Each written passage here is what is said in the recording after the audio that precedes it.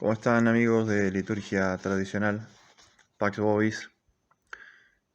Nos toca ahora tratar el tema de los antecedentes del templo cristiano, es decir, los antecedentes paganos, en cuanto a la arquitectura, al simbolismo, al espíritu que animó esas construcciones en el ámbito religioso pagano. Pero hoy vamos a empezar con eh, un tema aparte, vinculado también porque es ante el cristianismo, que es el templo de Jerusalén.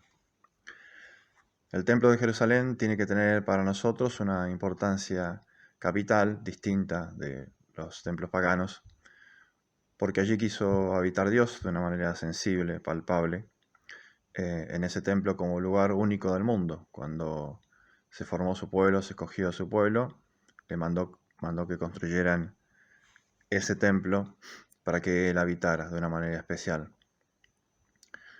También es importante este tema del Templo de Jerusalén, porque fue el templo que visitó nuestro Señor, el templo que él amaba. Ustedes recordarán el episodio en que él echa a los mercaderes del templo y él lo llama la casa de su padre. Esta es la casa de mi padre, ustedes la han hecho una cueva de ladrones. Y el evangelista dice que se acordó de la voz profética: el celo por tu casa me consume. Casa con mayúscula, ¿no? De allí la importancia. Luego, desde el punto de vista arquitectónico, para nosotros, para el templo, la historia del templo católico, tiene también cierta importancia, no porque se haya construido tal cual un templo católico, con la forma del templo de Jerusalén, pero sí hay algo del esquema general del simbolismo, muy importante porque es tomado por la liturgia, y también porque ocurrió algo curioso en la historia de este templo, que es lo que veremos al final, y que sí, eso sí va a pasar a la arquitectura católica, pero no me quiero adelantar. Entonces este templo tiene su larga historia, comienza con la tienda en el desierto, después el famoso templo de Salomón. La tercera etapa es cuando Herodes lo reforma el templo, lo embellece, era una de las glorias, destacados monumentos mundiales, el orgullo de los judíos, como se ve en los evangelios. Y después hablaremos también de lo que ocurrió después de la destrucción del templo. Tenemos que comenzar entonces por la tienda en el desierto. Dice el libro del Éxodo: pues me han de hacer un santuario, y yo habitaré en medio de ellos, conforme a todo lo que yo te voy a mostrar, conforme al modelo del tabernáculo, y según el modelo de todos los utensilios, lo haréis. Notemos que no se trata de una hierofanía genérica, como un augurio o fenómeno natural, sino de la voluntad expresa de Dios. Esto es fundamental. Es Dios quien dice: yo quiero que me hagan un templo, y contemplando, lo dice Moisés, de esta manera. Cuando se consagró la tienda o tabernáculo, Dios se manifestó sensiblemente. En efecto, dice el Levítico en el capítulo 9, salió fuego de la presencia de Yahvé, que consumió el holocausto y las partes grasas puestas sobre el altar. Todo el pueblo, al verlo, prorrumpió en gritos de júbilo y cayó rostro en tierra. Fin de la cita. El tabernáculo del desierto recibe diversas denominaciones, como morada, tienda y otras similares, en los distintos libros del Pentateuco. En lo que es la estructura de la tienda, el tabernáculo, podemos distinguir dos zonas claramente definidas. Una es el atrio y otra es la tienda en sí misma.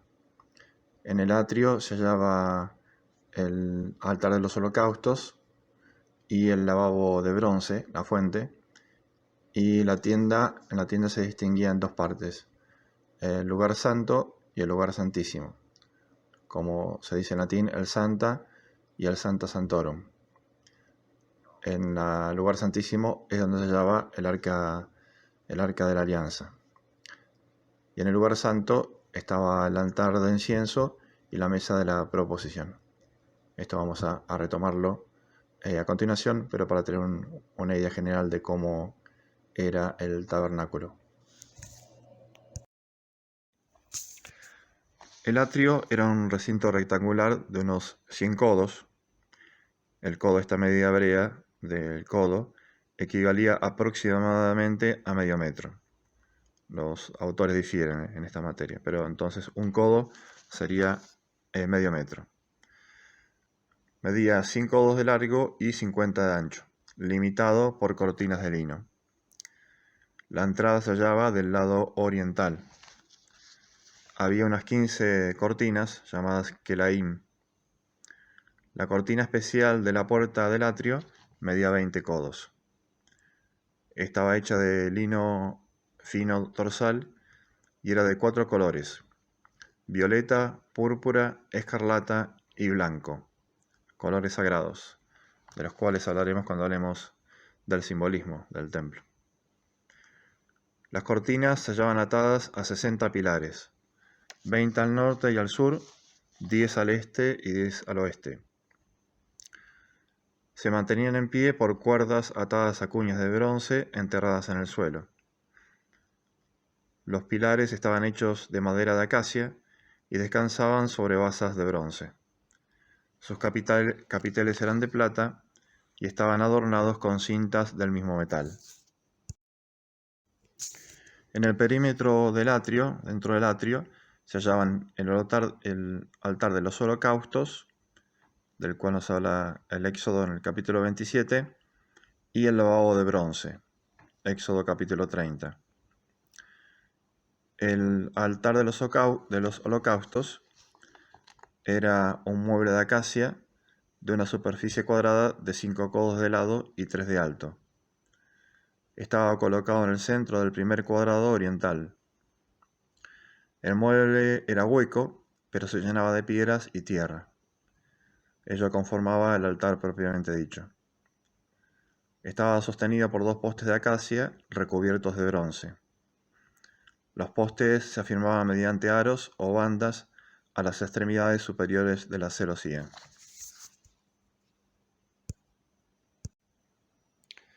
La madera estaba cubierta de placas de bronce. En los ángulos tenía 4 cuernos de la misma aleación.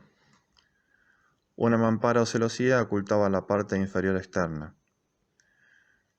Si no se trataba de un simple adorno, sería el lugar donde se derramaba la sangre de las víctimas. O tal vez tenía como fin impedir que manos profanas tocasen el altar. Los utensilios, junto al altar había varios utensilios, tenazas y asadores para arrojar las víctimas al fuego y darles vuelta, recipientes donde recoger las cenizas, palanganas donde recibir la sangre, trinchantes y cuchillos para el sacrificio. Se mantenía siempre vivo el fuego del altar, como nos afirma el Levítico capítulo 6, el cual se había encendido milagrosamente con el primer sacrificio. El lavabo de bronce se ubicaba entre el altar de los holocaustos y el tabernáculo, un poco hacia el sur. Servía para la purificación de los sacerdotes antes de ofrecer los sacrificios. La Biblia lo menciona, pero no lo describe. Según un biblista, Steinmüller, lo describe de la siguiente manera. Parece que se componía de 2 partes. La parte superior tenía forma de caldera para contener el agua, y la inferior servía de jofaina, que podía ser usada por los sacerdotes para lavarse las manos y los pies antes de entrar al tabernáculo, y también para limpiar la carne de las víctimas del sacrificio, los vasos del mismo y los vestidos, si se manchaban. La parte superior tenía probablemente 2 aberturas para dejar salir el agua. La base era cuadrada o redonda y de altura moderada. Pasemos ahora a describir la tienda en sí, Ohel HaEdut. Cuando Yahvé tomó posesión de su santuario, una nube cubrió el lugar, así como la columna de nube y la de fuego guiaron a los israelitas a la salida de Egipto por el desierto. Entonces la nube cubrió el tabernáculo de la reunión, y la gloria de Yahvé llenó la morada. Dice el segundo libro de los Paralipómenos, en el capítulo 5. Era el lugar del encuentro, donde Yahvé hablaba con Moisés cara a cara. Todo el que quería consultar a Yahvé iba a la tienda, en donde Moisés la servía de intermediario frente a Dios. Era la morada, Mishkan de Dios. Ya hallamos en germen entonces la doctrina judía de la Shekinah, es decir, aquella que retoma San Juan en su prólogo, cuando dice que el Verbo plantó una tienda entre nosotros. Esta tienda preanuncia la encarnación del Verbo en esta figura. La tienda o tabernáculo se hallaba situada en medio del cuadrado oriental del atrio y tenía forma rectangular, 30 codos de largo y 10 codos de ancho. A continuación vamos a detallar cada una de sus partes.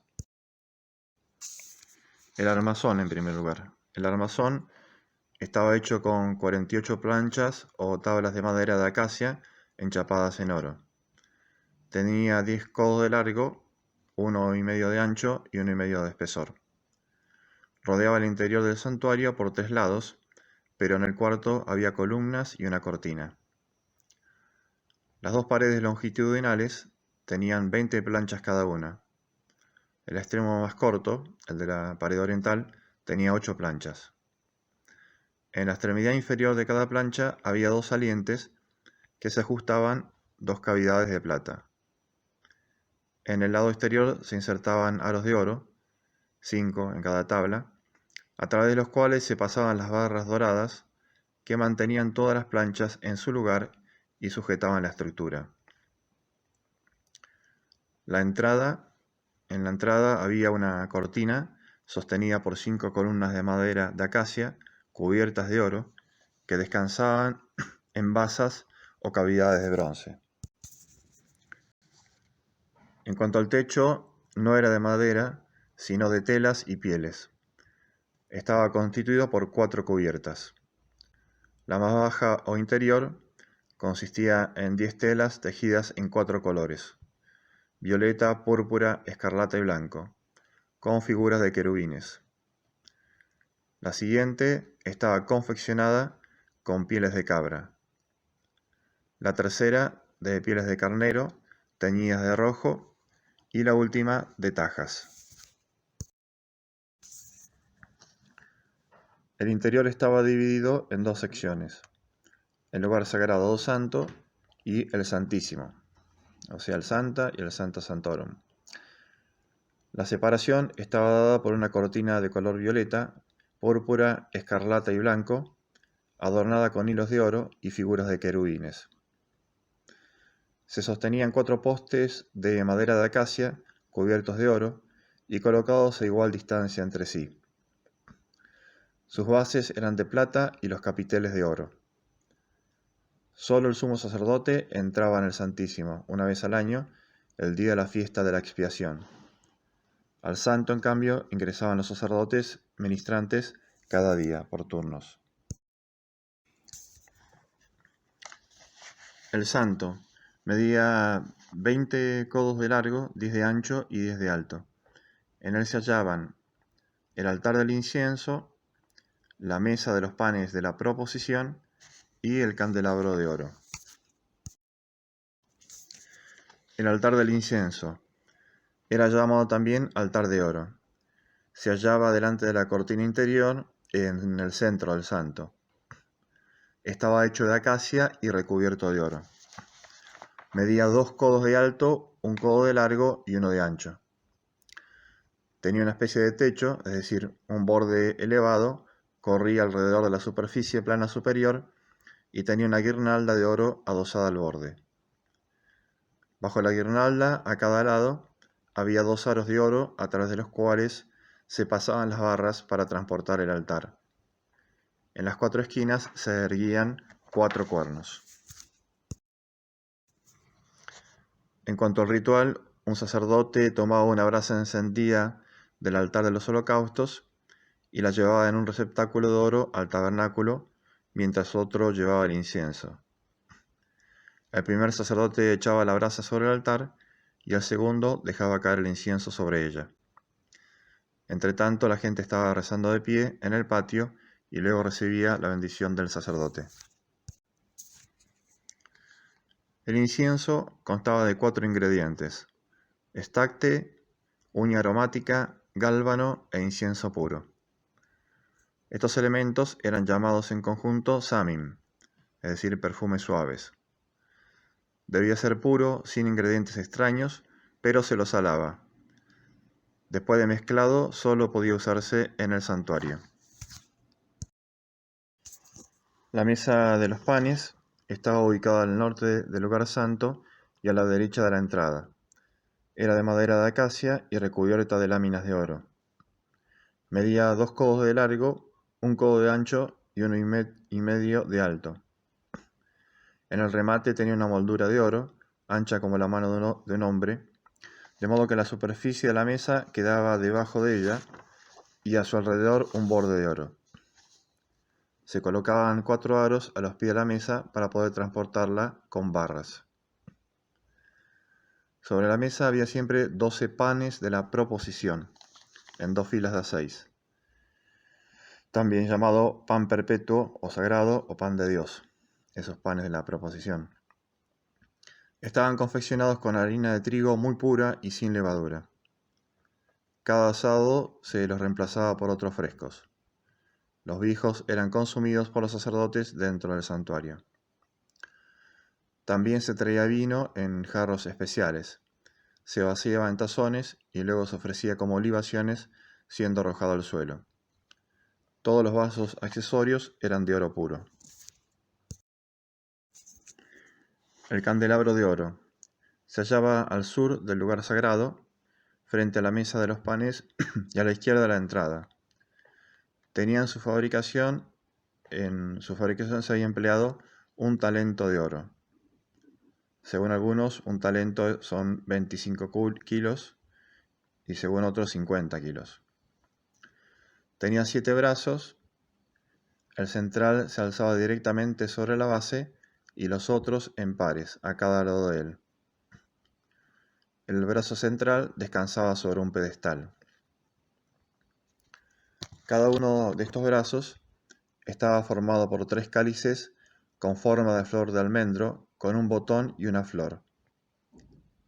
Estos adornos eran 22 en total, dispuestos de la siguiente manera: en el hueco central, en los lugares donde los brazos se separaban, en el hueco que se unía al pedestal y en los brazos laterales. También tenían 7 lámparas, una para cada brazo. Eran ovaladas, con un mango para poder transportarlas, y en el otro extremo una mecha saliente. Se las alimentaba con un purísimo aceite de oliva. Proyectaban su luz hacia el norte, donde se hallaba la mesa de los panes. Se las sacaba cada mañana para limpiarlas, y los accesorios empleados eran despabiladeras de oro y cazoletas donde se apagaban los pabilos cortados.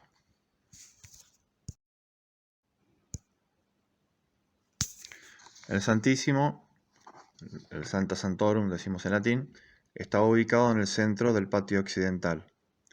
Esta parte era cúbica, con 10 codos de largo, ancho y alto. En su interior se hallaba el Arca de la Alianza. El arca era un cajón de madera de acacia, cubierto de oro por dentro y por fuera. Medía 2,5 codos de largo y 1,5 de ancho y de alto. En torno a él se ceñía una moldura de oro. Contaba con 4 aros de oro insertos en los lados, a través de los cuales se pasaban barras doradas por los lados más cortos para que el arca pudiera ser transportada. Dentro del arca se hallaban las tablas de la ley y, según la epístola a los Hebreos, la vara de Aarón y un vaso de maná. Sobre el arca se hallaba el propiciatorio, el caporet, cubierta de oro macizo del mismo largo y ancho que el arca. En cada extremo se asentaba un querubín de oro con las alas extendidas. Los querubines conformaban el trono de Dios. Allí se manifestaba Dios a Moisés en medio de los querubines. Algunos suponen la presencia continua de Dios allí, pero hay textos de los que deducimos que Dios aparecía según su beneplácito.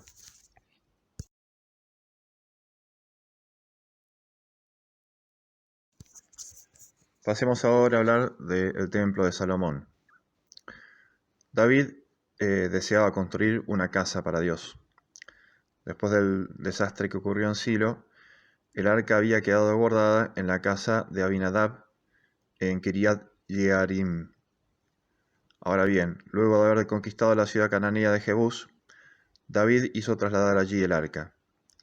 Se la colocó bajo una tienda y David ofreció a Yahvé holocaustos y sacrificios de paz. Pero David se dio cuenta de lo ilógico que resultaba el hecho de que él habitase en una casa de cedro y Dios en una tienda, por lo que se propuso construirle un templo. Pero Dios, por boca del profeta Natán, le manifestó que no era esa su voluntad. La construcción del templo quedaba reservada a su hijo Salomón. Eso es lo que ocurrirá. ¿Por qué no quiso Dios que fuese David el que le construyese ese templo? Porque, dice el libro de las Crónicas, había derramado mucha sangre y hecho grandes guerras. De todas maneras, David preparó los materiales que servirían en la construcción del templo, el cual debía ser una obra digna de Dios. Por otro lado, construyó un altar a Yahvé en el lugar en que Dios le mandó por medio de Gad, un terreno perteneciente a Ornán el Jebuseo. El altar se construyó probablemente sobre la enorme roca que se ve aún hoy día, detrás de la reja, bajo la cúpula de la mezquita de Abd el-Melik. Según el libro segundo de las Crónicas, el lugar donde David erigió el altar sería el monte Moria.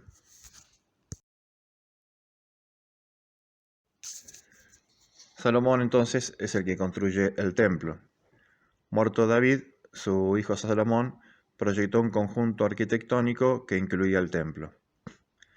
Los diversos edificios serían construidos en la parte norte de la colina oriental. El monte Sión estaba localizado al norte de la fortaleza de Sión o ciudad de David. ¿Dónde se construyó? Según Royman, dice lo siguiente: no se sabe a ciencia cierta el lugar preciso en que fue construido el templo. Sin embargo, la mayoría de los estudiosos considera que el edificio habría sido erigido en el lugar en donde hoy se halla el Domo de la Roca, Kubet es-Sakra, inaugurado por el califa Abd el-Malik en el siglo VII después de Cristo. Fin de la cita. Para llevar a cabo la obra, realizó un acuerdo con Hiram, rey de Tiro. Este le enviaría la madera necesaria, cedro y ciprés, y obreros especializados, canteros y carpinteros. Y a cambio, Salomón le daría trigo y aceite, que Fenicia se veía obligada a importar. El conjunto arquitectónico comprendía lo siguiente: el palacio, la casa del bosque del Líbano, el salón de las columnas, el salón del trono, destinado a las audiencias del rey y para impartir justicia, y la casa de la hija del faraón. ¿Cuándo comenzó la construcción del templo?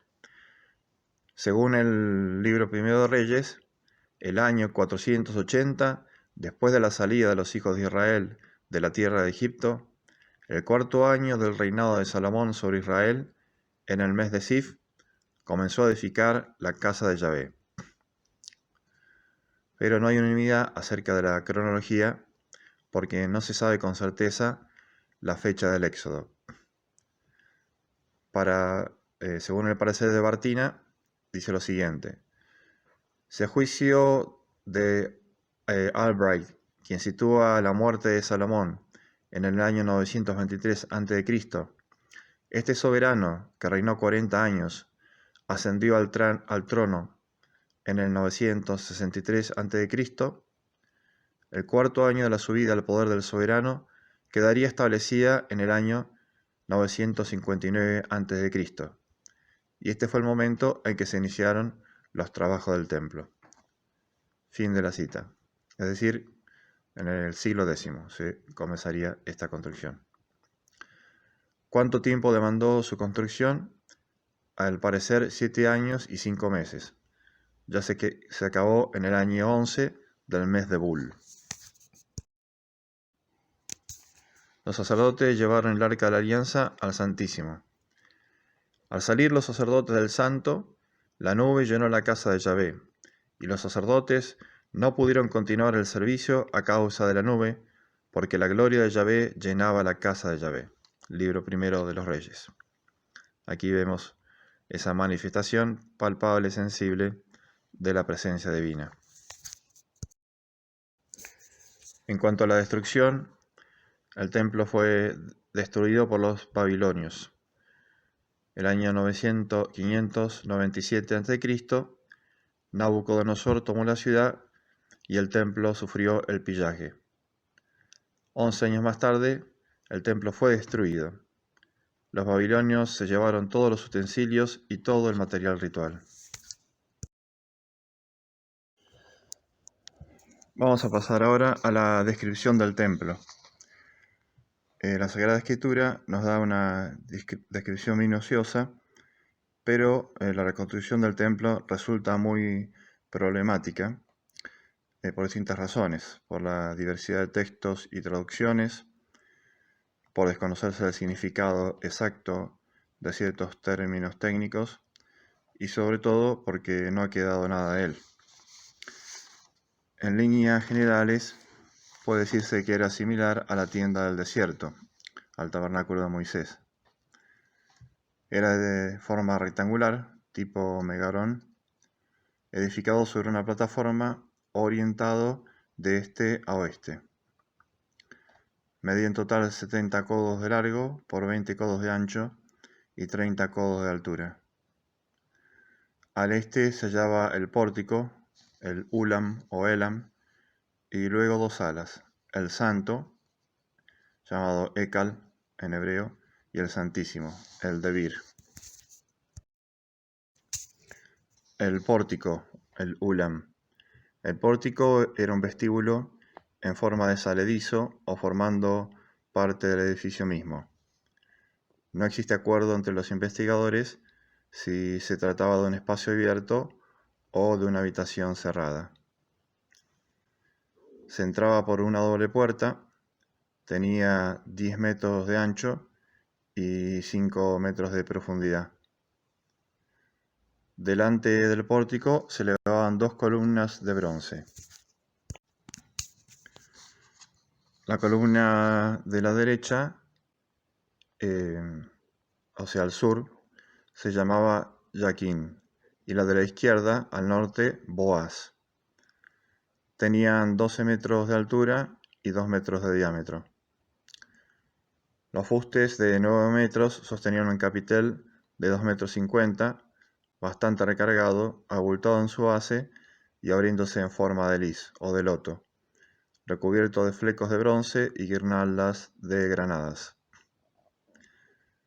No sabemos con certeza si cumplían la función normal de cualquier columna o si tenían solo un sentido simbólico.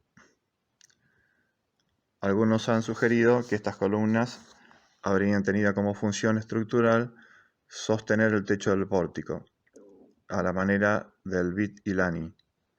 Sin embargo, si fuera correcta la información provista por el cronista, según el cual las columnas habrían estado erigidas delante del Hekal, entonces las mismas habrían estado erigidas de manera libre sin tener ninguna funcionalidad edilicia. Eso es lo que dice Royman. Las columnas permanecieron allí hasta la conquista de Jerusalén por Nabucodonosor en el año 586 a.C., y los babilonios las trozaron para llevárselas. El santo, el lugar santo, el Ekal. Se llegaba al santo desde el pórtico, pasando las dos puertas de ciprés que estaban cinceladas con querubines, palmeras y flores cubiertas de oro. La habitación medía 20 metros de largo, 10 metros de ancho y 15 metros de alto. Era una sala rectangular, recubierta de cedro y decorada con esculturas, querubines, palmeras y guirnaldas de flores. El santo estaba iluminado por unas aberturas que se hallaban en la parte superior de las paredes. Los accesorios del culto en el santo se encontraban un altar de los perfumes o altar del incienso, la mesa de los panes de la ofrenda, 10 candelabros, 5 a la derecha y 5 a la izquierda, y diversos utensilios, lámparas, copas, tazas, cuchillos, cofainas y braseros. Estos elementos eran comunes en la mayoría de los santuarios. Todos los elementos enumerados estaban hechos en oro.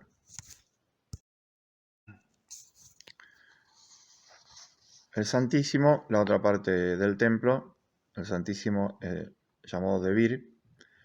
Para pasar desde el Santo al Santísimo había que abrir unas puertas de madera de olivo decoradas con querubines, palmeras y capullos abiertos recubiertos en oro, enmarcadas por 5 dinteles y jambas escalonados.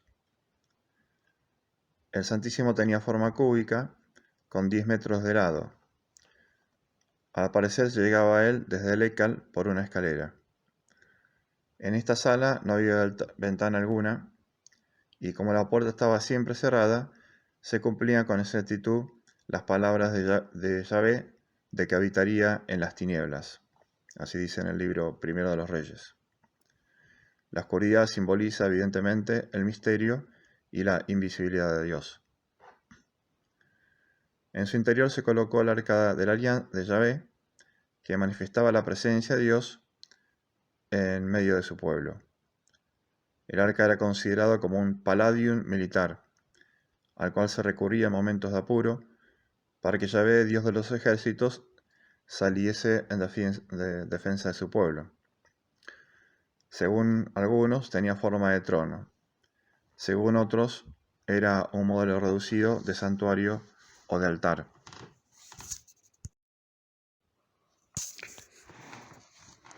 A los lados del arca había 2 querubines de madera de olivo recubierta de oro. Tenían 5 metros de altura e igual envergadura. El ala de uno de ellos tocaba en una pared, mientras que el ala del otro tocaba la pared opuesta. Las otras 2 alas se juntaban en el centro del salón. Los muros fueron construidos de piedras talladas, el único material que en Jerusalén se encontraba en abundancia. También la cimentación se hizo con piedra y una trabazón de madera. Era el procedimiento corriente en la cuenca oriental del Mediterráneo, en Fenicia y en el Egeo. Por eso Salomón contrató a los especialistas fenicios, y los giblios recibieron encargo de desbastar y emplazar la madera y la piedra. Los edificios auxiliares adosados al templo se hallaban edificios auxiliares al norte, sur y oeste que quedaban entre 2 muros. Exteriormente los muros del templo aparecían como un graderío con 3 grandes peldaños. Estos servían de soporte a un envigado que se prolongaba hacia el otro muro. Con estas construcciones anexas, el conjunto se componía de una planta baja y 2 pisos con departamentos. Debido al retroceso del muro anterior, la planta baja tenía una anchura de 2,50 metros, el primer piso 3 metros y el segundo 3,50 metros. La entrada estaba situada a la derecha, es decir, al norte. Unos peldaños conducían a los pisos superiores y la altura total era de 7,50 metros. Por lo general se considera que estos edificios anexos se destinaban a los sacerdotes y a los empleados del templo. También servían de almacenes y depósitos, como los había en todos los santuarios orientales. Además funcionaba en cierta manera como un banco. Así lo afirma Reutemann. Dice lo siguiente: esta centralidad político-religiosa del templo tenía una dimensión económica. Como era propio en el mundo antiguo, el templo salomónico funcionaba como si fuera un banco nacional, al cual los tributos de la gente y los tesoros tomados en carácter de botín eran depositados y salvaguardados de los depredadores. La ubicación privilegiada del templo en la Acrópolis Real, así como su acceso limitado a un pequeño grupo de sacerdotes y la protección por parte de la divinidad misma, le brindaban a estos tesoros protección y seguridad. Fin de la cita. Los elementos cultuales del templo, que estaban incorporados en el templo, los principales elementos para el culto eran el altar de bronce, el estrado, el mar de bronce y los aguamaniles móviles, de los cuales pasaremos a hablar ahora.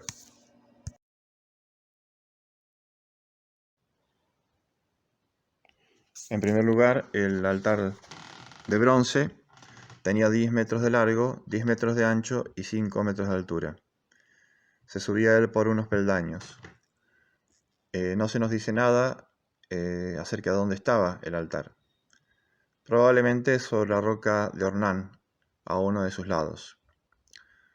Cuando se consagró el santuario, no bastó el altar para ofrecer tantos sacrificios, por lo que Salomón tuvo que consagrar el centro del patio para convertirlo en lugar de sacrificio. Probablemente ese lugar fue la roca que emergía en dicho sector. La roca tenía 17 metros por 13, un poco más. El estrado tenía 2,50 metros de largo, lo mismo de ancho y 1,50 metros de altura. Durante la ceremonia de consagración, Salomón se instaló en él y se arrodilló. Probablemente ese estrado servía para que se escuchase bien al celebrante. El mar de bronce, literalmente mar de metal fundido. Otras traducciones dicen mar de fundición. Era un recipiente inmenso, sostenido por 12 bueyes, distribuidos en 4 grupos de 3 y situados hacia los 4 puntos cardinales. Tenía 5 metros de diámetro y 2,50 metros de altura. Su capacidad era de 2.000 vatos. No se sabe cuál sería la equivalencia moderna. Según algunos, unos 45.000 litros. Estaba lleno de agua y se ubicaba al sudeste del templo, al lado derecho. Servía para las abluciones de los sacerdotes. El hecho de que fuera difícil el acceso parece tener carácter simbólico. Ahaz hizo bajar la tina y la colocó sobre un pavimento de piedra. Los aguamaniles móviles. Se trataba de 10 jofainas dispuestas sobre una especie de carritos de forma rectangular. El aguamanil tenía 2 metros de ancho y una capacidad de 40 vatos, quizá unos 1.000 litros. Probablemente servían para cargar el agua necesaria para las abluciones. Los carritos estaban adornados con motivos del reino vegetal y animal: toro, león, palmera, etc. Ahora podríamos hablar del templo de Ezequiel, pero se los dejo en PDF porque tiene más bien carácter simbólico, ya que no se construyó este templo. Tiene su importancia en la liturgia y en el carácter simbólico.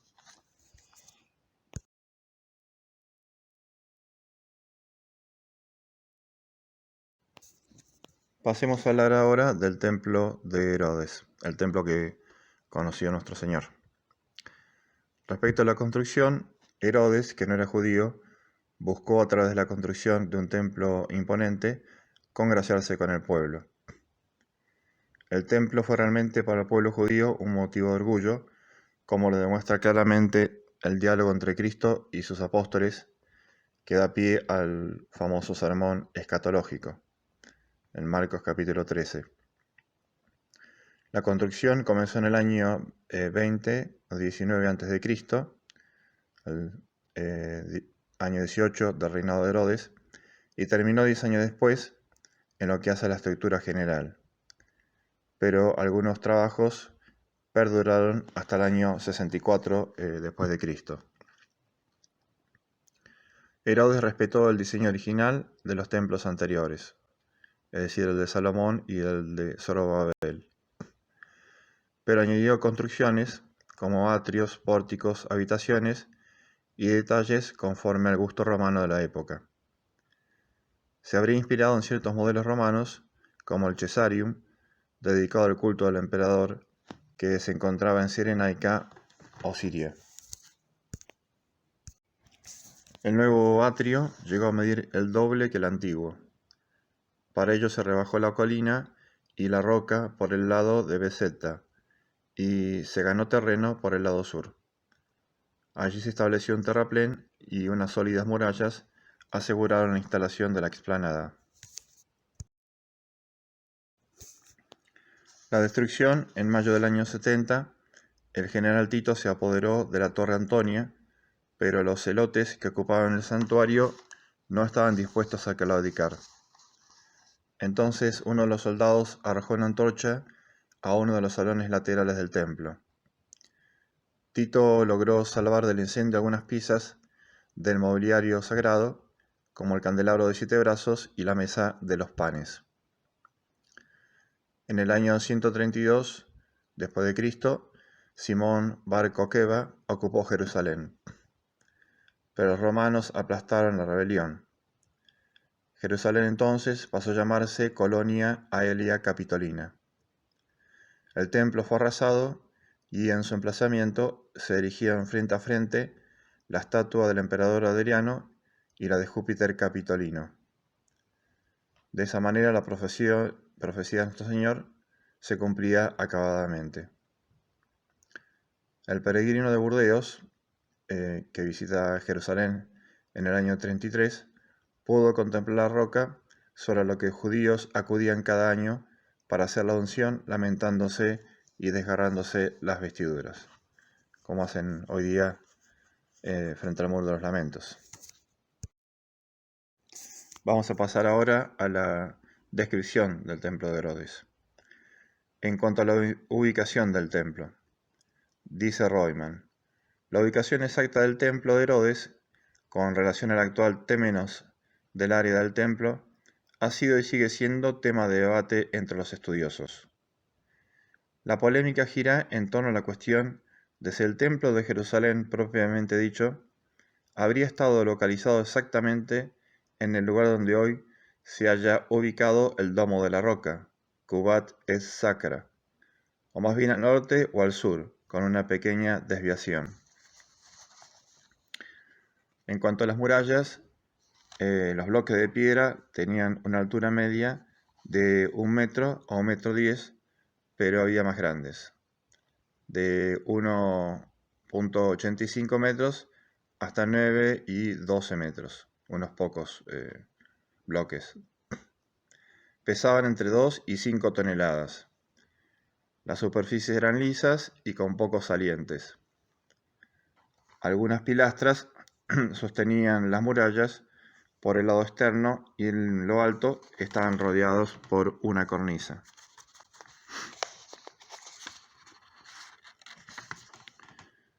Las piedras eran blancas como la nieve, realzadas con aplicaciones de oro, y el tejado estaba salpicado de agujas doradas, para evitar que las aves se posaran allí y la ensuciasen.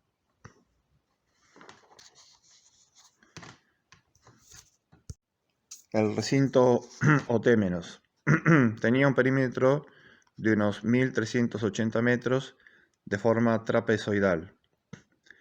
En el oeste medía 480 metros y en el norte 300 metros. El área del templo tenía una dimensión de 14.4 hectáreas, es decir, 144.000 metros cuadrados. El templo en sí tenía 78 codos de longitud y 30 codos de ancho. Estaba ubicado aproximadamente en medio del patio interior de la plataforma, orientado en dirección este-oeste. La Torre Antonia, el extremo noroccidental, en el extremo noroccidental se hallaba la Torre de Antonia, construida por Herodes entre los años 37 y 31 a.C. Herodes la llamó así en honor de Marco Antonio. Comprendía 4 torres masivas y estaba rodeada por un foso protector. Allí residía una tropa de unos 500 soldados que estaban atentos a todo posible levantamiento popular, como era proclive el pueblo judío. La fachada exterior estaba construida en mármol muy blanco y cubierta en gran parte de láminas de oro.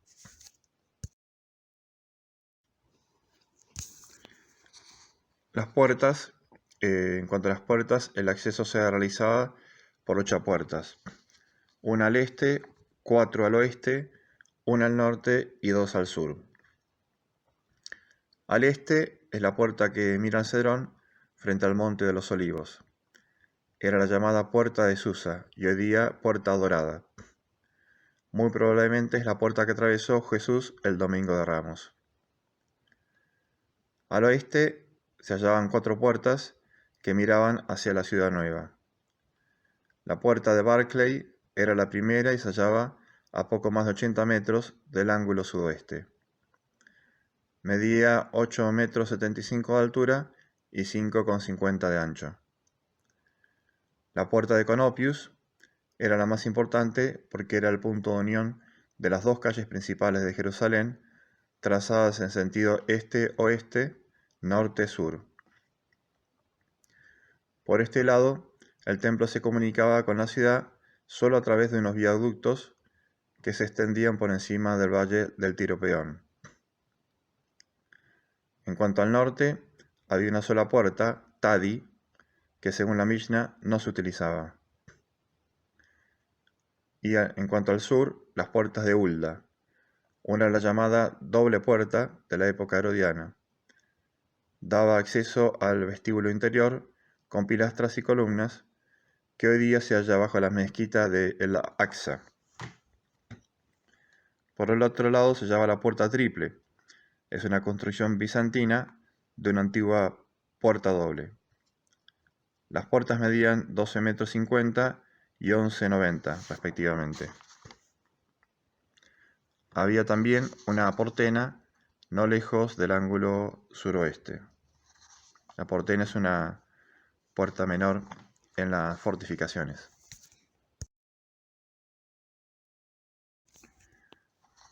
Los atrios.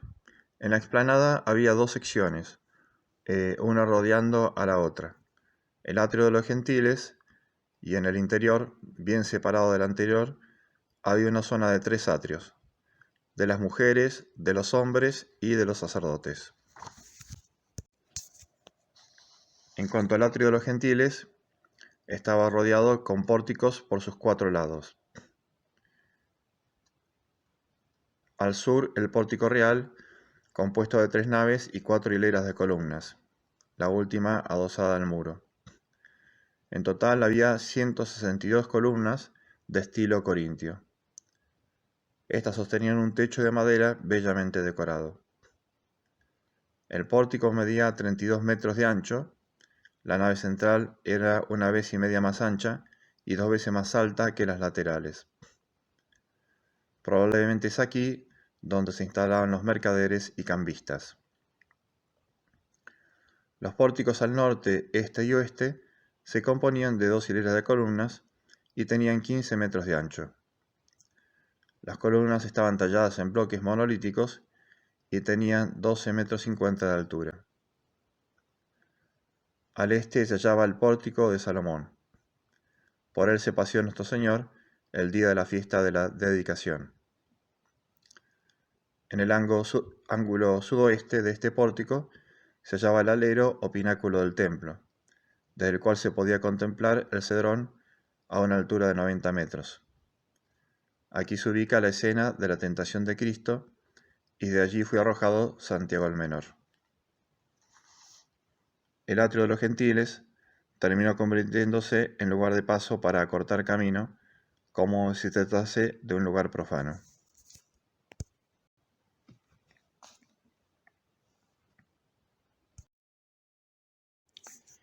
El atrio interior estaba construido sobre una pequeña terraza rodeada por una balaustrada de una altura aproximada de 1,50 m.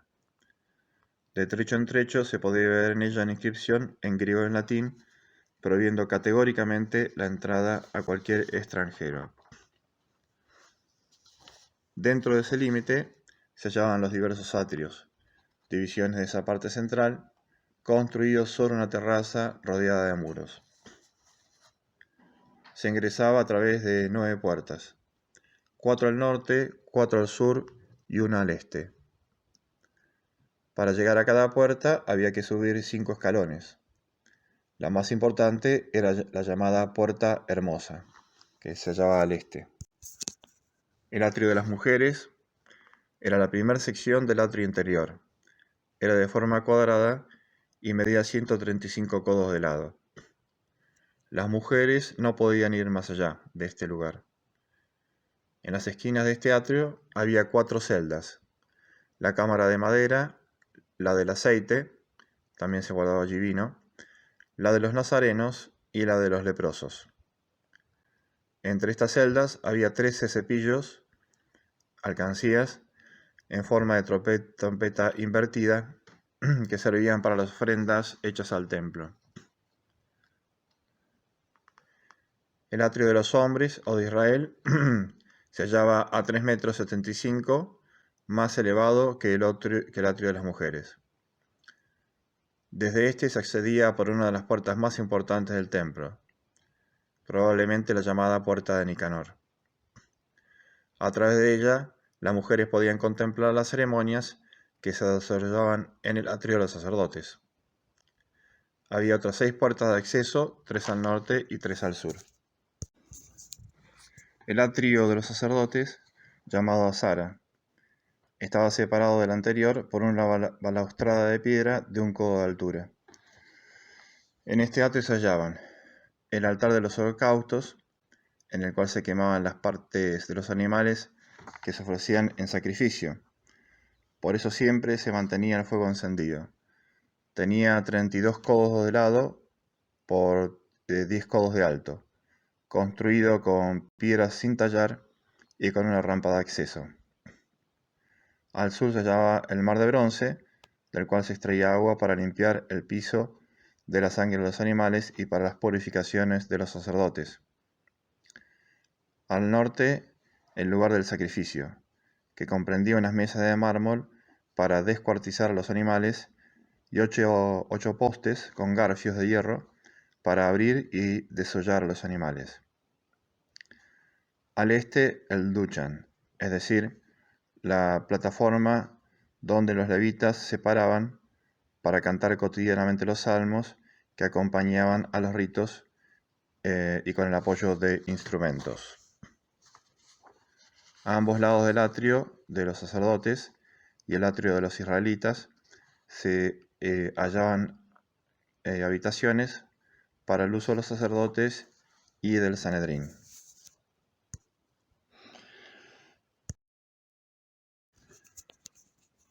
Pasemos ahora al santuario propiamente dicho. El templo herodiano conservó la disposición tripartita del templo salomónico: pórtico, santo y santísimo, es decir, como también de la tienda del desierto. En esto ahí se conserva la tradición. En primer lugar, el pórtico, el ulam, tenía 50 metros de fachada y 50 metros de altura. Se ascendía a él por 12 peldaños. En el centro había una puerta de 20 metros de altura y 10 metros de ancho. Probablemente sobre la puerta se veía un frontispicio triangular, como en los edificios helenísticos. Sobre el triángulo, un águila con las alas desplegadas, la cual fue destruida por judíos rigoristas. En la fachada, una columnata sostenía el ático. La puerta estaba cubierta por una cortina de lana, bordeada con un mapa celeste, que tenía 10 metros de altura y 5 metros de ancho. El dintel estaba adornado con una enramada de hojas de vid de oro. El lugar santo, el Ekal, al atravesar la puerta se encontraba dicho recinto, ese lugar santo, de 20 metros de largo, 20 metros de alto y 10 metros de ancho. Sus muros eran dorados. En el santo se hallaban, en el centro, cerca del velo, el altar de los perfumes o altar de incienso. A la izquierda, es decir, al norte, la mesa de los panes de la ofrenda o proposición. Y a la derecha, al sur, el candelabro de 7 brazos. El Santísimo, el Debir. Entre el Santo y el Santísimo no había puerta alguna, sino una doble cortina.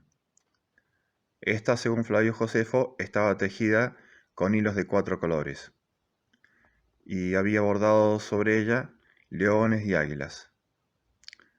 Esta cortina es la que se rasgó de arriba abajo al expirar nuestro Señor Jesucristo.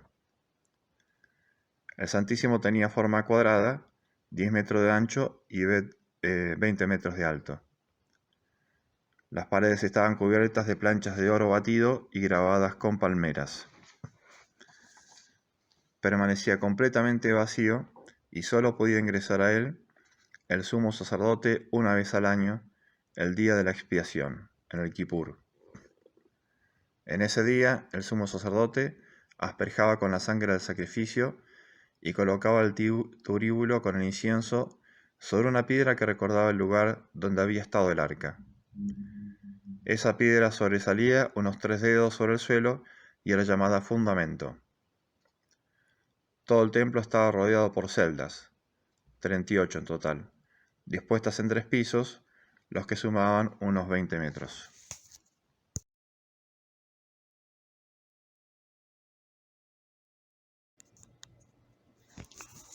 Vamos ahora a la última parte de la historia del Templo de Jerusalén, que es lo que podemos ver hoy día, la explanada, donde se ven 2 mezquitas y otras construcciones, de las cuales hablaremos. La explanada del templo, en árabe, se conoce como Haram esh-Sharif. Después de la destrucción del templo por parte de los romanos, los judíos tenían prohibida la entrada a Jerusalén, pero se les toleraba que fuesen a la explanada del templo para llorar y rezar allí. En el año 362, después de Cristo, Juliano el Apóstata autorizó la reconstrucción del templo, pero no se pudo concretar el proyecto. Según los musulmanes, en el templo de Jerusalén, Mahoma se encontró con Abraham, Moisés y Jesús, y desde la roca se elevó a los cielos. Por eso Jerusalén es para los musulmanes la tercera ciudad santa. Las primeras son, en importancia, la Meca y Medina. En el año 638, el califa Omar conquista Jerusalén y mandó construir un lugar de oración.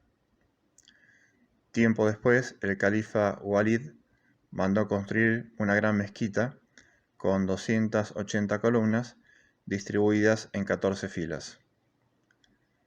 En 1218 construye una nueva mezquita un sobrino de Saladino llamado Malik Mohaddam.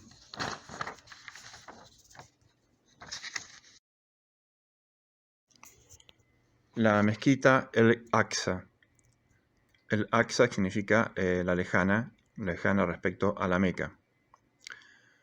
La sala de oración de esta mezquita tiene 90 metros por 60 y está dividida en 7 naves. La central sobrealzada con un transepto. es decir, que está inspirada en el estilo basilical cristiano.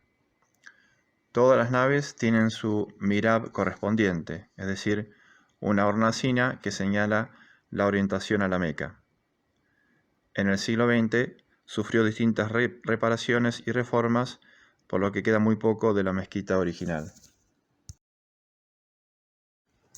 La otra mezquita es la Mezquita de la Roca, o Cúpula de la Roca, Cubet es Sacra, también mal llamada Mezquita de Omar, ya que el constructor fue el quinto califa omeyada Abd el-Melik en el siglo VII.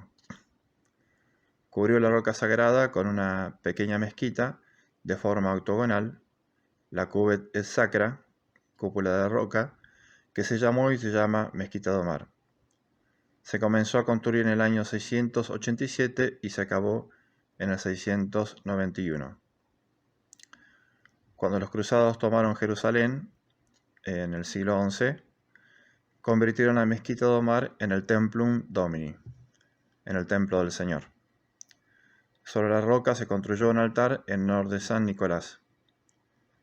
La iglesia fue encomendada a los canónigos de San Agustín. Tiempo más tarde fue cedida a la recién fundada Orden del Temple, en el año 1128.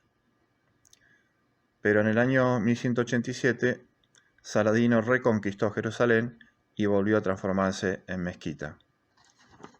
Los cruzados debieron soportar la humillación de ver cómo se derribaba la cruz que coronaba el Templum Domini. Vamos a describir esta mezquita.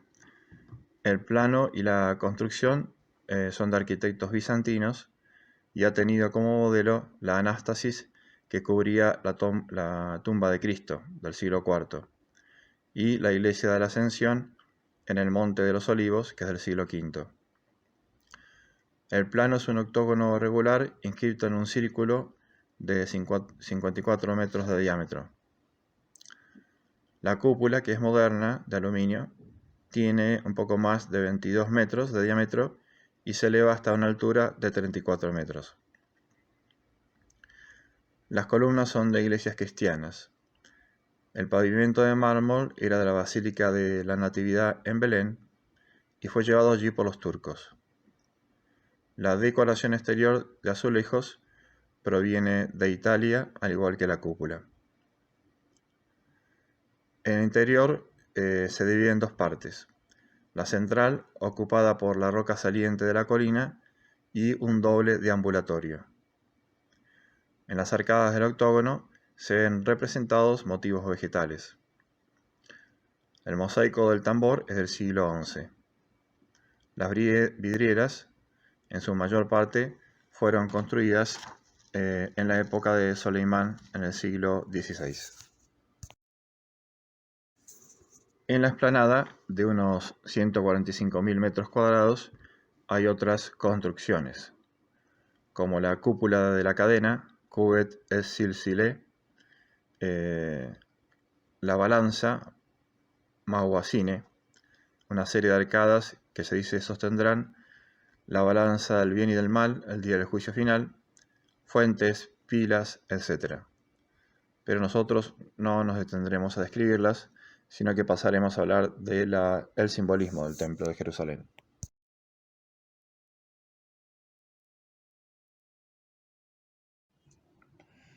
El templo de la época de Nuestro Señor, el que conoció a Nuestro Señor, es el llamado Templo de Herodes, porque él es el que lo reconstruyó y embelleció. Pero antes de ese templo, de la época de Nuestro Señor, tenemos que ir para atrás en el tiempo y hablar sobre la tienda sagrada, el tabernáculo que acompañó a los judíos en su peregrinación por Tierra Santa, y después sobre el templo de Salomón. Esos serían los tres hitos principales, aunque hay otros también, a los cuales haremos referencia al pasar. La tienda entonces en el desierto, el tabernáculo ambulante, el templo de Salomón y el templo de Herodes. Empecemos entonces con la tienda sagrada. Es un modelo del cosmos. modelo del cosmos, del universo. Una idea que se halla ya en las civilizaciones antiguas.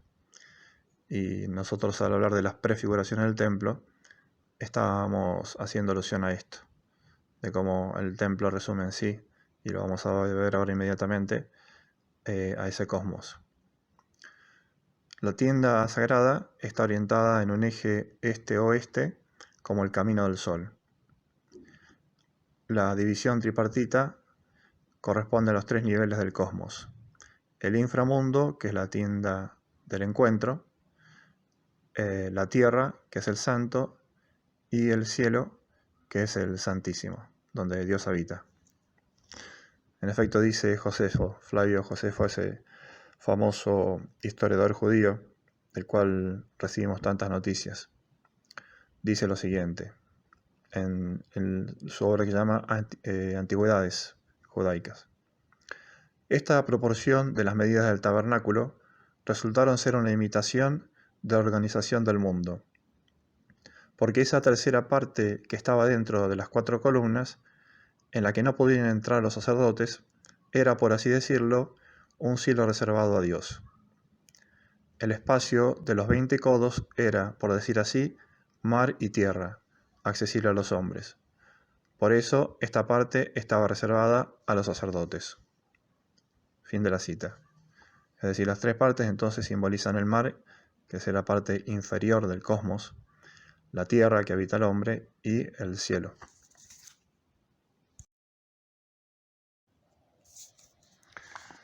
Se ubicaba en el centro del campamento israelita, como vemos en esta imagen, como referencia sagrada para la vida del pueblo judío.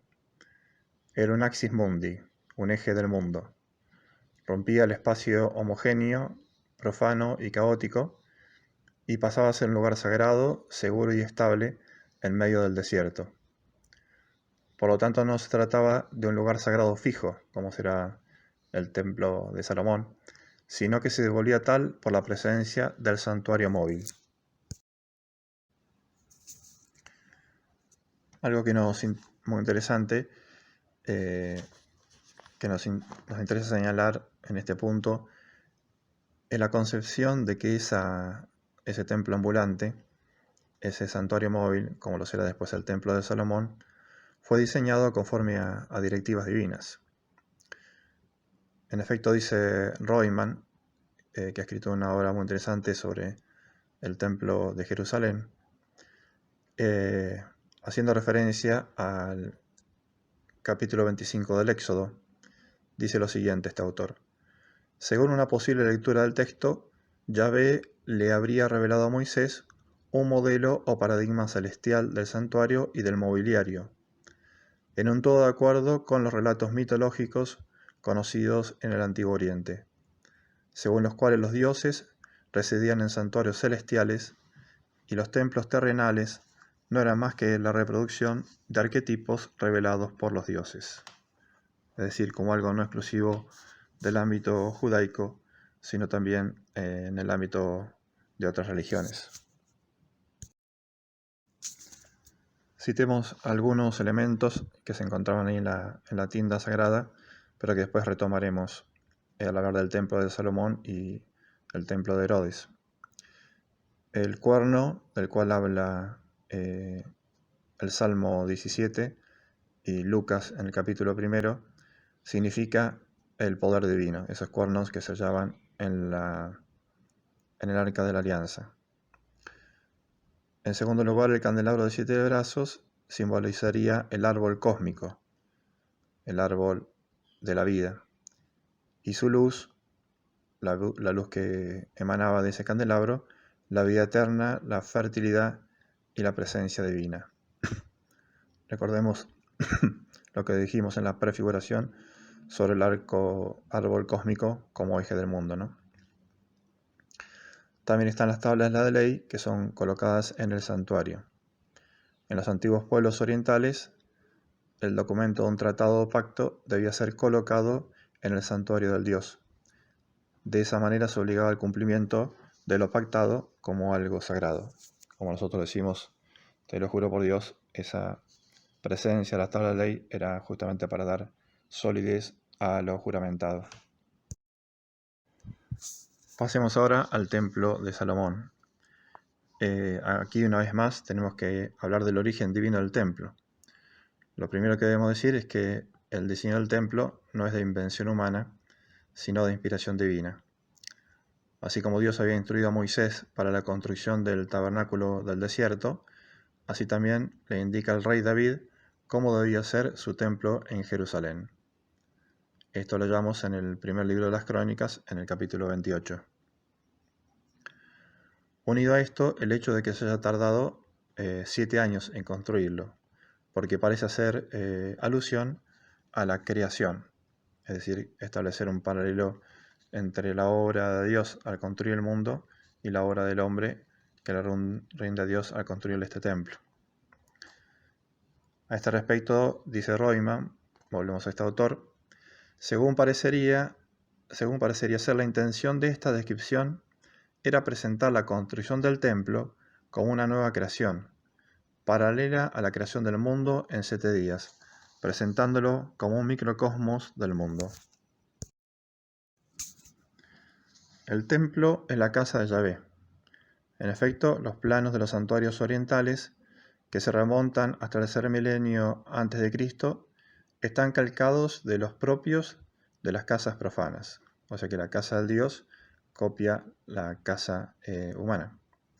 Recordemos lo que dijimos al hacer el análisis semántico de la palabra correspondiente a templo en arameo y que significaba casa de Dios. Esta referencia a los templos antiguos, tenemos ejemplos, por ejemplo, en los de Mari, Istarat, Ninisasa, de que se cumpla esto, de que el templo copie la estructura de una casa del hombre.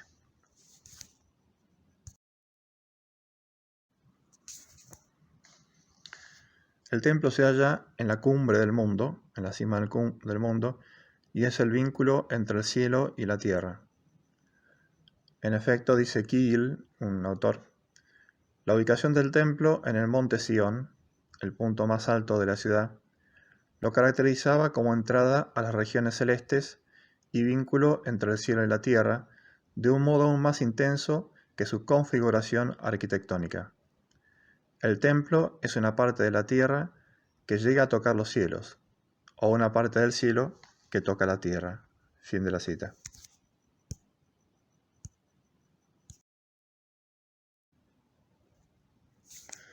Según Flavio Josefo, y retomando lo que era el simbolismo de la tienda sagrada en el desierto, las 3 partes del cosmos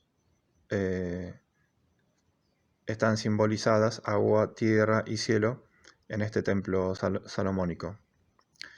Y por ello las columnas de bronce representarían a las que sostienen al mundo, según creencia antigua, columnas que sostienen el mundo.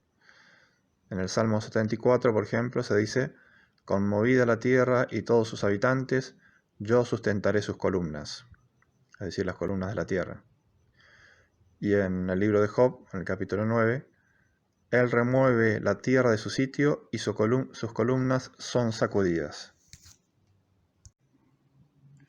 Por otro lado, nos dice el mismo Flavio Josefo: las 7 lámparas del candelabro representaban a los planetas, pues tenía 7 brazos.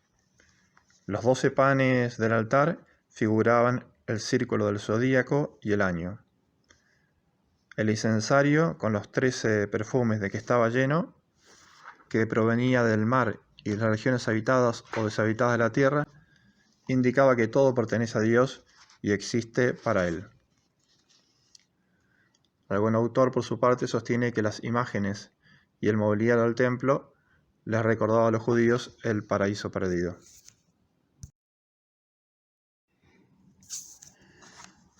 Debemos señalar también un rasgo muy importante de este templo, que es un templo único. Hay un solo templo. ¿Por qué existió un solo templo entre los judíos? Porque existe un solo Dios, el Dios de Israel, quien ha manifestado su voluntad de habitar en ese templo determinado, y todos deben ir allí a rendirle culto. Así lo afirman Filón, Alejandría y Josefo. ¿Qué nos dice Filón en las leyes particulares? Pero Moisés previno desde el principio que no se edificaran muchos templos, ni en muchos lugares, ni en un mismo lugar, pues consideraba que, dado que Dios es uno solo, también el templo debe ser uno solo. Fin de la cita de Filón. ¿Y qué nos dice Josefo en su obra contra Apión?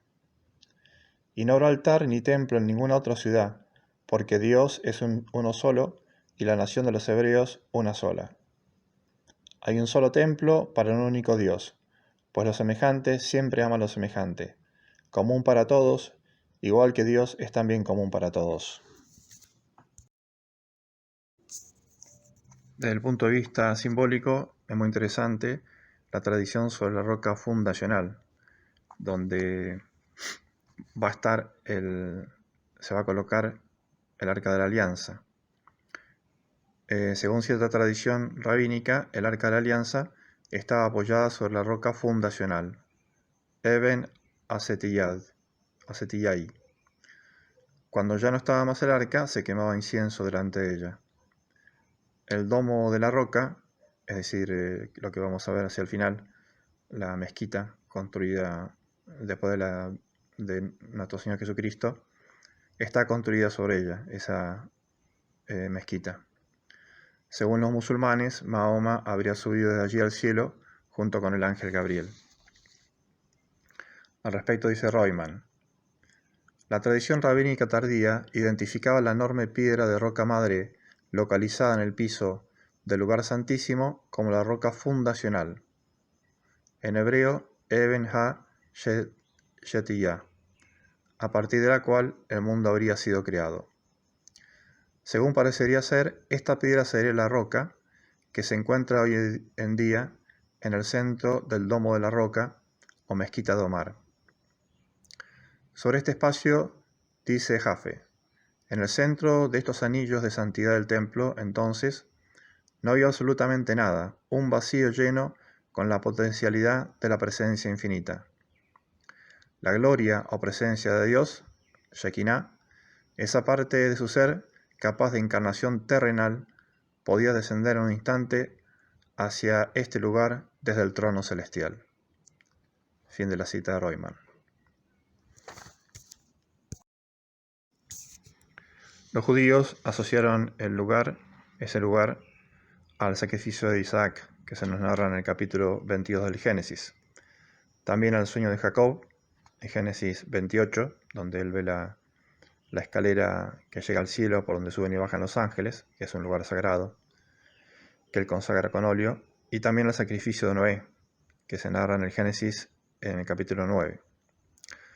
Aún más, dice un escrito judío que desde esa roca, se creó el mundo. Es la piedra angular cósmica que constituye el ápice de la montaña del mundo. Dios mismo colocó esa piedra con sus manos. Dios es comparado por su fortaleza e inmutabilidad con una gran roca, frente al ocoso que representa el caos. El agua, los mares, representa el caos. La tierra y la roca, sobre todo, representa la firmeza, la inmutabilidad. Además, el templo se halla en el centro del mundo. Jerusalén es el centro del mundo, la ciudad santa, y el templo a la vez se halla en medio de Jerusalén, y en el centro del templo la piedra fundacional de la que hemos hablado. En su centro, dice Josefo, está ubicada la ciudad de Jerusalén. Por este motivo, algunos denominan a la ciudad el ombligo de la región, el ombligo del mundo, es decir, de donde Dios crea todas las cosas. Es una idea, al parecer, tomada de los griegos, que el templo de Apolo en Dafni era considerado el ónfalos del mundo, justamente en lo que significa el ombligo del mundo. Esta idea perduró en el cristianismo y ello se pone de manifiesto en muchos mapas medievales y del Renacimiento. Por ejemplo, en el mapa de Bunting.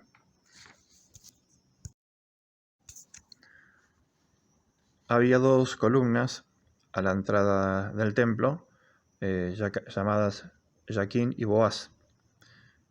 Lo que significan esos dos términos lo vamos a dejar consignado en el PDF.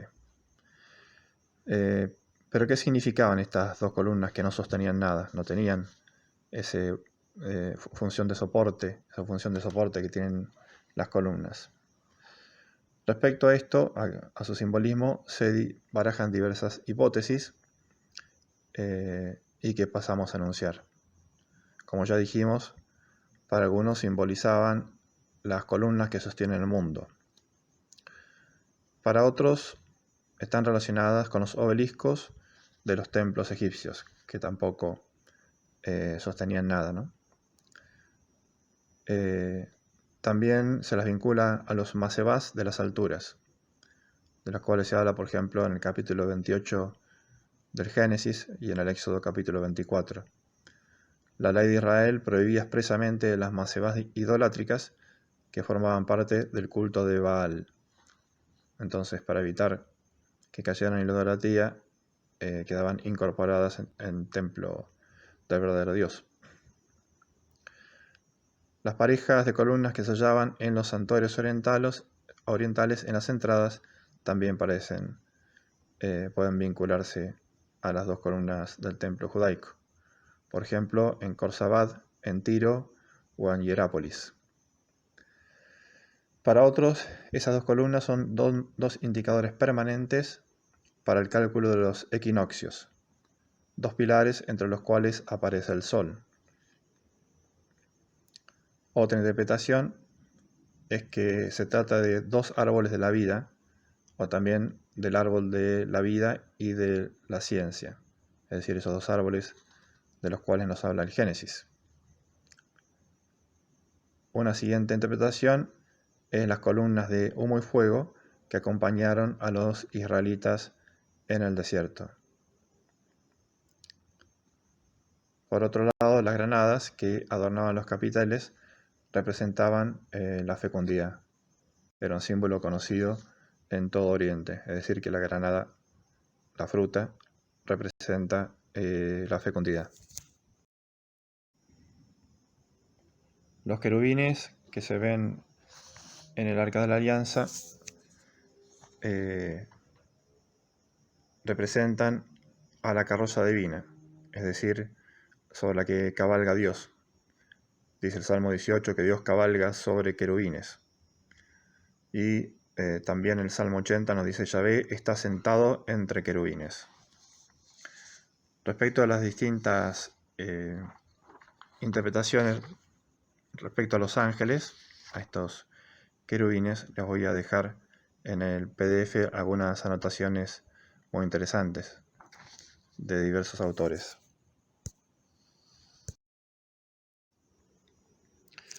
El mar de bronce probablemente se asocia al lago sagrado de los templos egipcios o al Apsu babilonio. Es un símbolo de la masa de aguas por debajo de la tierra, de la cual habla el Éxodo capítulo 20. Representan las aguas primordiales que se hallaban en un estado caótico y que por intervención divina pasaron a conformar el cosmos. Cosmos significa orden. Es decir, como nos dice el Génesis, que Dios puso el caos, transformó el caos en cosmos. El toro, que también se contempla, es el toro en el mundo cananeo, símbolo de fecundidad y de la divinidad. Y estaban agrupados esos toros de a tres, mirando hacia cada uno de los puntos cardinales, es decir, abarcando a todo el espacio, como santificando todo el espacio. Los candelabros de 5 lámparas representarían a los 5 planetas conocidos por los antiguos, que eran Saturno, Júpiter, Marte, Venus y Mercurio. Y siguiendo esta interpretación, las dos columnas significarían entonces el Sol y la Luna. El libro El Templo de Ezequiel nos interesa no porque se haya construido, sino por su elevado carácter simbólico que es retomado en el Apocalipsis.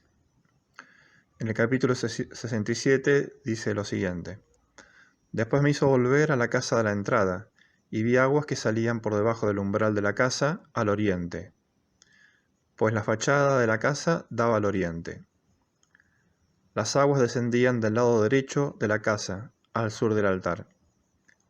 Y me sacó fuera, y era ya un río que no podía pasar, porque habían crecido las aguas. Luego hízome volver a la orilla del río. Y cuando hube vuelto, vi sobre la orilla del río muchísimos árboles a una y otra parte, cuyas hojas nunca caerán y cuyo fruto nunca faltará. Darán nuevos frutos cada mes, pues sus aguas salen del santuario, y serán sus frutos para comida y sus hojas para medicina. Por toda la descripción, vemos que el torrente simboliza las gracias que emanan del templo. Dado que el templo simboliza a Cristo, el torrente representa el agua que emana de su costado abierto sobre la cruz. San Jerónimo dice al respecto: no hay más que un río que emana debajo del trono de Dios, y es la gracia del Espíritu Santo. Y esta gracia está encerrada en las Sagradas Escrituras. Además, ese torrente milagroso llega hasta el Mar Muerto y lo transforman completamente al hacer que sus aguas se vuelvan potables, o sea que encierren vida, que no tiene el Mar Muerto de por sí, donde no hay vida. Esto vemos en el libro 47 de Ezequiel. También les dejo después una serie de notas bíblicas, de referencias bíblicas, que se relacionan con este tema tan interesante.